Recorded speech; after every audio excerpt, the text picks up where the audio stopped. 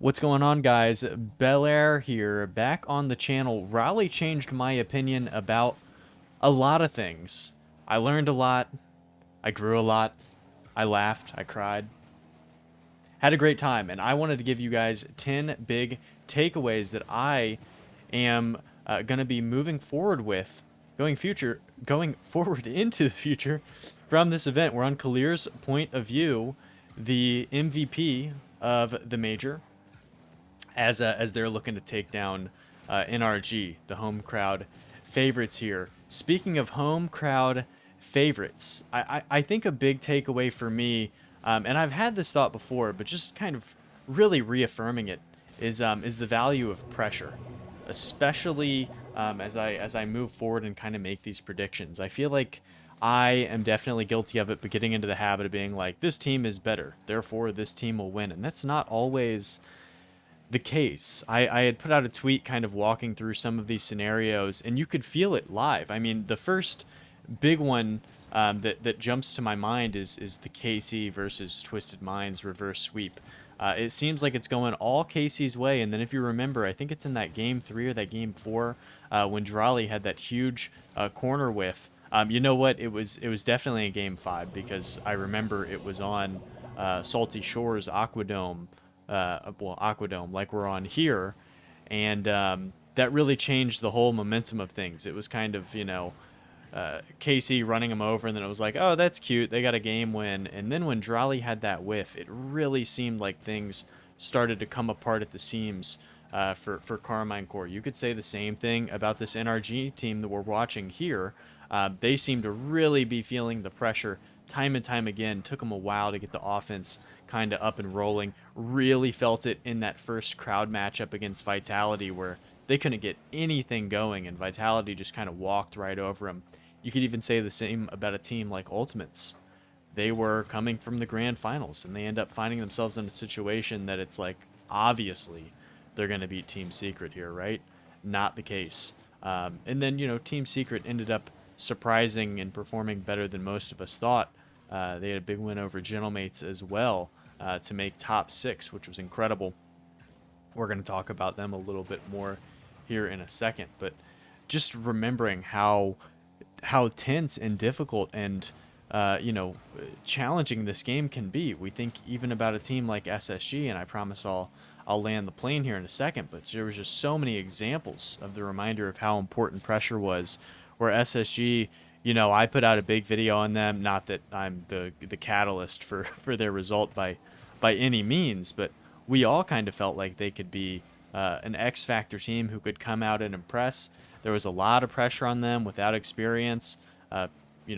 Some people in the community putting them very, very high up the ratings, and they end up going out 1-3, battling Foot close in their only win there. So pressure is something that I'll definitely remember moving forward, whether it be EWC, LCQ, or even the World Championship. And what I mean by pressure, to put a little bit of a finer point on it, is just thinking about who should win, who is the big heavy favorite. And it's not everything. Just because you're the team that is the favorite doesn't mean you're going to win or lose every time, but it's something that I didn't factor in as much as I wish I would have. All right, let's move on to the next point.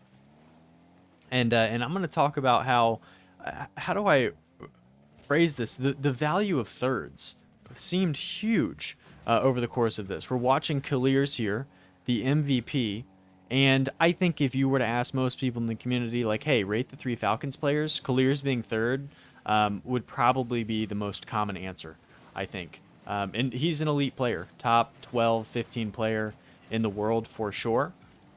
Really showed up here, had a massive event where he was over 4 shots per game and over a goal per game. So on that volume, to shoot over 25% is preposterous. And it made me think about other thirds who have really stepped up for their teams in big ways to win majors, whether it be Juicy when he won his MVP teaming with Itachi and Seiko with Gentlemates.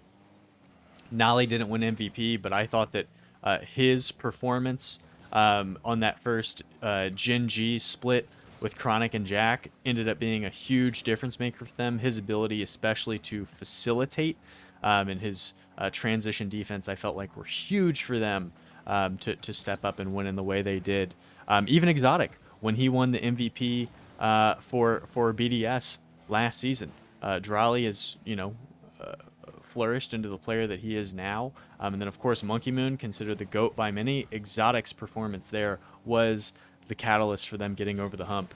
And even here, for teams that didn't win it, I think about Mata's performance, which was huge for Team Secret over the course of this. Even Atomic with a K for Twisted Minds, which, oh my goodness, Twisted Minds, I could gush about them forever. I couldn't believe their performance in the way that they were able to step up against arguably perhaps the two strongest teams coming into the event in Carmine Core and NRG, of course. And then I was very, very impressed by Joria's as well. And his defense, his ability to control that midfield and just be positionally exactly where they needed him to be. He was a huge facilitator for them offensively, led the team in assists in their win over Vitality. And I was really impressed by him time and time again against Team Secret, especially in overtime for a player who the community has had their qualms over his ability in big moments on a big stage. So the value of the third, I even think about the NBA, like the playoffs, right? The blank game, the Nemhard game, the Neesmith game for the Indiana Pacers. Your stars are going to be your stars, but in order to win at the highest level, you need games from, Rocket League is only 3 dudes, so it's your third, but, role players, we'll call them in the NBA. The Lou Dort game for the Oklahoma City Thunder. The Ray Allen game from the massive series that the Heat had against the Spurs way back in the day comes to mind. Robert Horry had several of these if you really want to get deep into the weeds on the NBA, but I know that's not for everybody in the crowd. So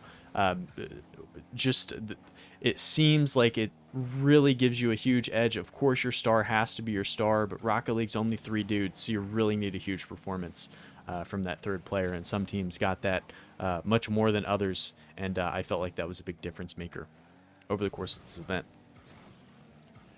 Next, let's I think we've probably gone too long. Let me flip my note page here. I think we've gone too long without gushing about Falcons a little bit. Falcons, simply the best. Team Secret win, which ended up looking much more impressive of a first-round win than it did at the time. 3 wins over Dignitas, who they meet, of course, again in the grand finals. Ultimates, they get their revenge from a weird Swiss in Birmingham. Excuse me, and then a win over NRG as well, which we're watching right now, if you haven't noticed. The only team in the modern era, this Team Falcons performance in Raleigh, to be number 1 in all of goals for, goals allowed, shots for, assists, and saves. Dominant on both ends. Their 75% save percentage is the highest in the modern era. That's Season X forward, or 21-22 forward, whatever you want, because there were no lands in Season X, but you catch my drift. And their 13% opponent shooting percentage is the lowest, well, I guess number 1, depending on how you want to phrase it, in the modern era as well. So dominant on both ends of the pitch. Number 1 in saves, goals allowed as well. You could talk statistically about this team forever. Last thing I'll say is that goals allowed number was 3rd all time.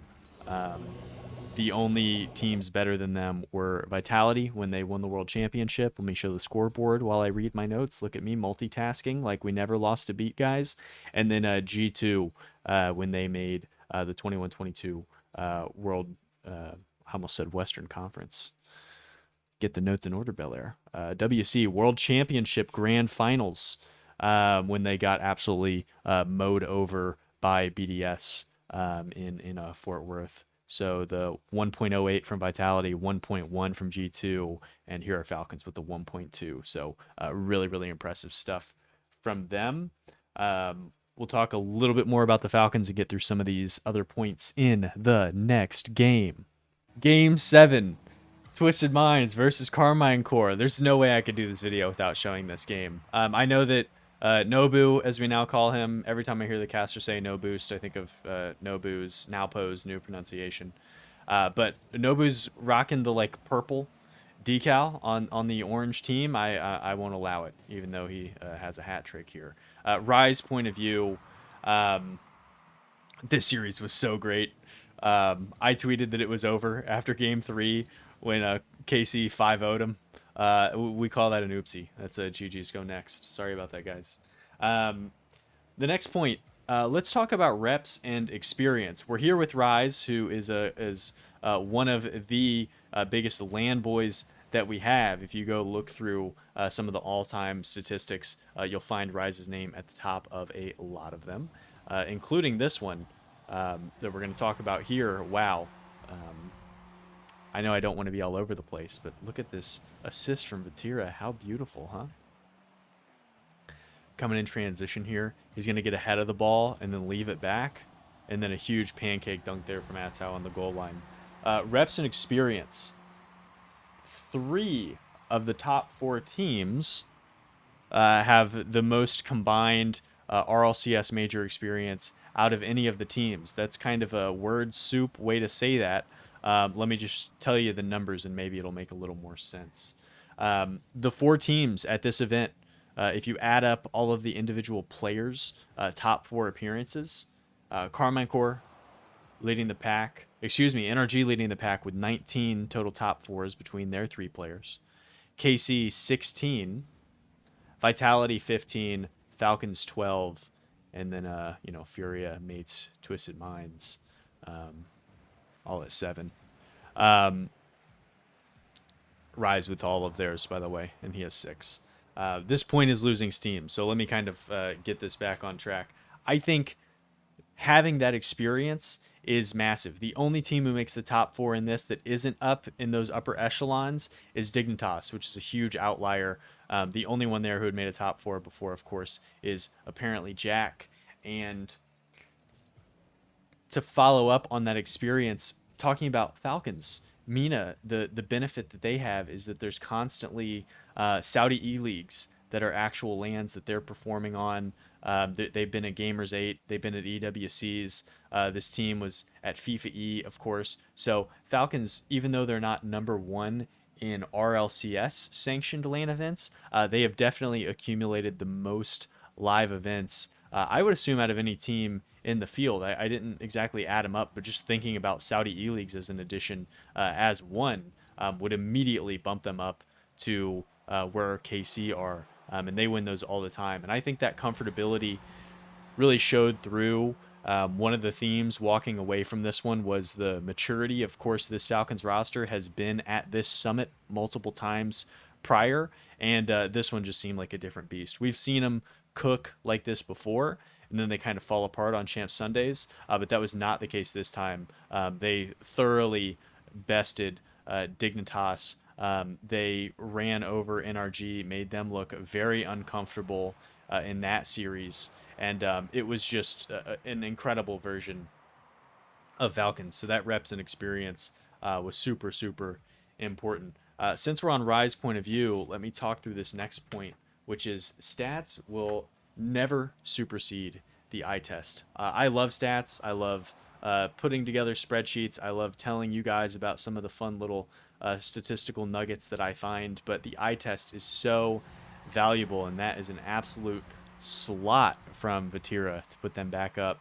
This game's really going to heat up, so I'll try and not bounce around too much. But the real reason for this point was Rise was the reason I wanted to talk about this. And before I talk about Rise, let me go back a second. If you guys end up finding your way back to this play, Vatira has this slot, and then on the face cams, he's drinking water right now, and he hasn't set his water bottle down till like right now, and then he ends up getting absolutely baked on this kickoff. So Vatira's water drinking efficiency ended up being the reason for that goal, some would say.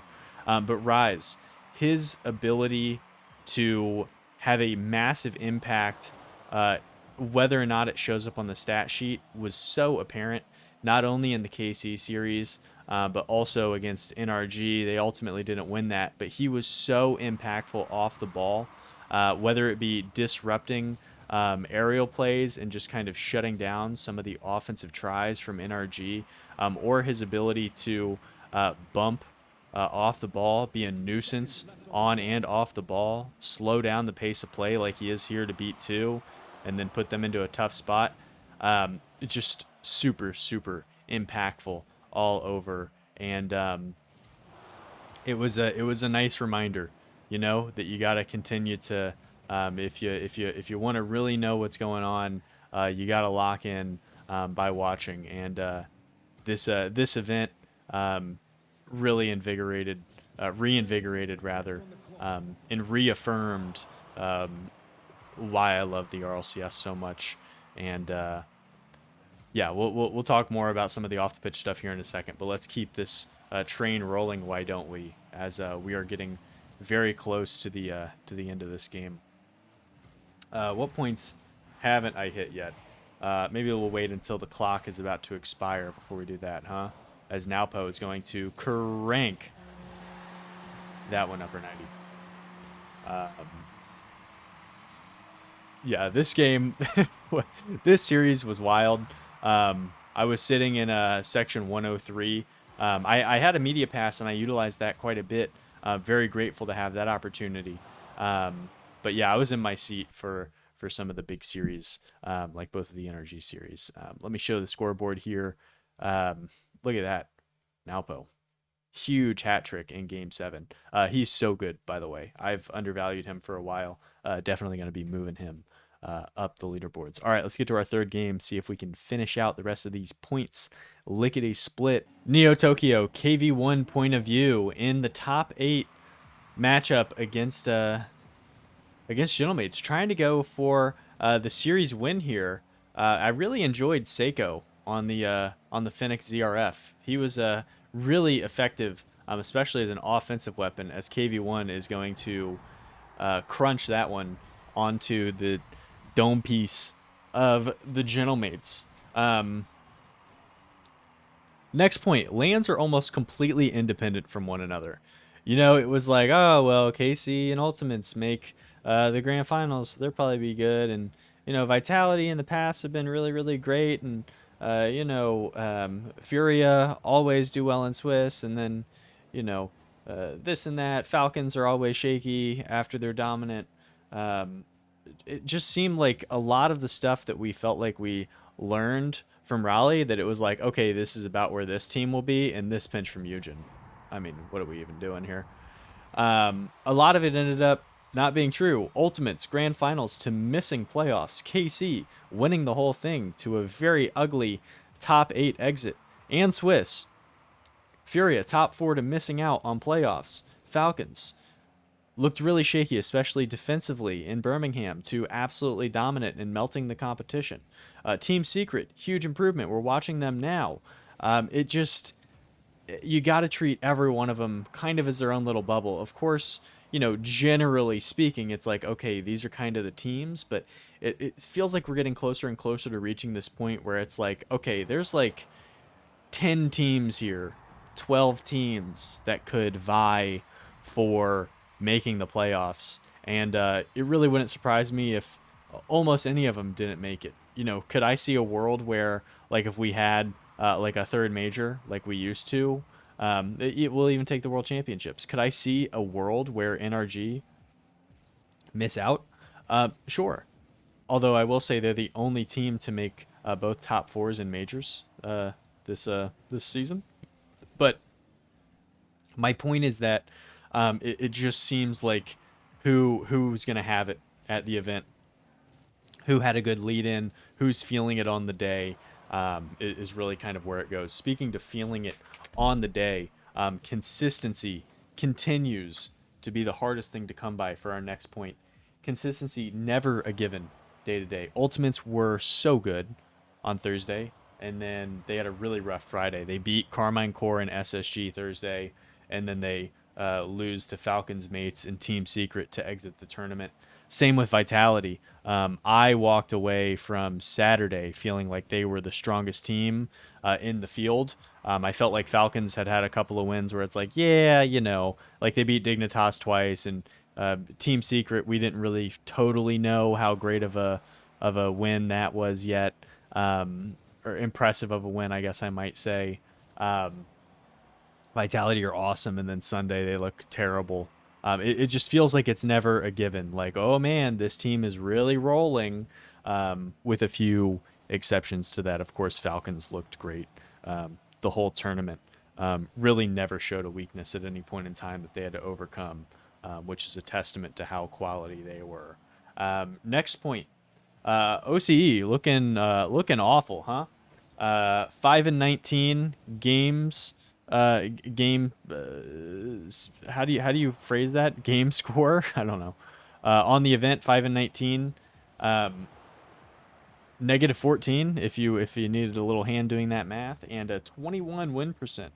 It's the lowest ever for OCE in the modern era, save the 22-23 winter split when they sent Ground Zero and Pioneers. That was the first split that the Pioneers had split up. So Super Lucky was on his own team with Karka and Fiber, and then Scrub and Banana Head had picked up Hunter. So, a lot of really young players, new rosters, and that was only 18%, so only one game difference. So for these OCE teams, which have a lot of experience and some historic players for the region on the rosters, really, really devastating result. I do think that Jim had put out something about the players battling a little bit of sickness for the wild card team during the Swiss. But yeah, they go 1-9, not good.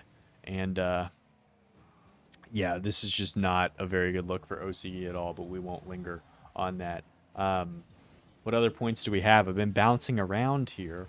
Only a little bit of time left. I felt like the crowd played a huge role in this. Twisted Minds and Carmine Core, we already watched that. Crowd was totally rooting for Twisted there, and I felt like it had an outsized impact. You could really feel it. The other thing is I feel like the crowd really hurt NRG. Some of the people that I met at the event, we were talking about this, and it really seemed like the crowd being behind them kind of like stressed them out, especially in the Vitality series, as that's going to be a win here for Team Secret.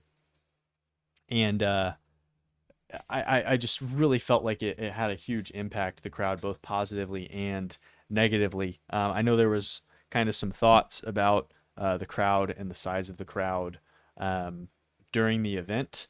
I felt like it was a great crowd. It was just a huge arena, But yeah, excited for Lyon to see what kind of impact that's going to have for the home teams and maybe against the home teams. And the last thing I wanted to say, guys, last big takeaway for me, again, was just a gratitude, to be honest with you guys, to put it into a word.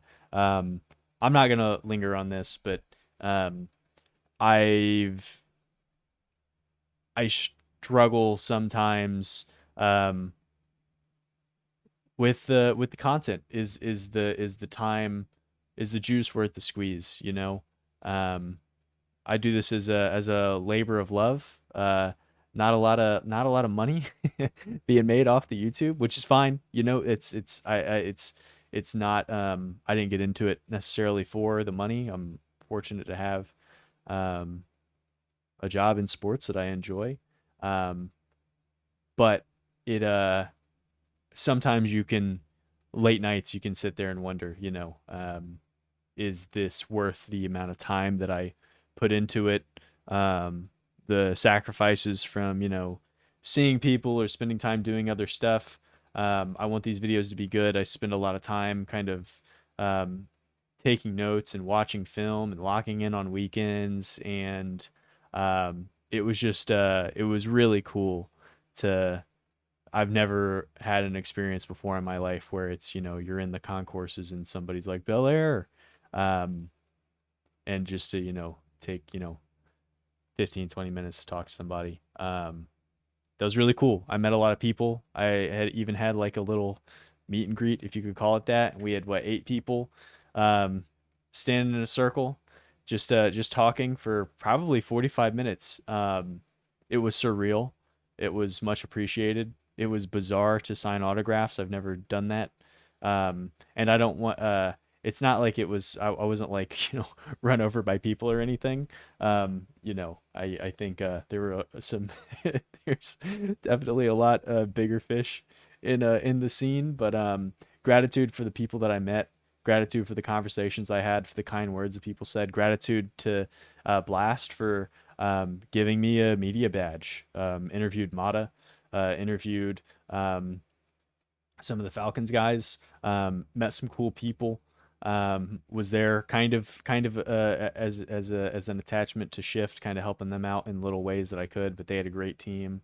Um, Got to meet players, coaches, spend time with them, people in the community that I've talked to in the past. It was a really, really cool experience that had a profound impact on me, and left me feeling probably the best that I've felt just in life, um, in a long time.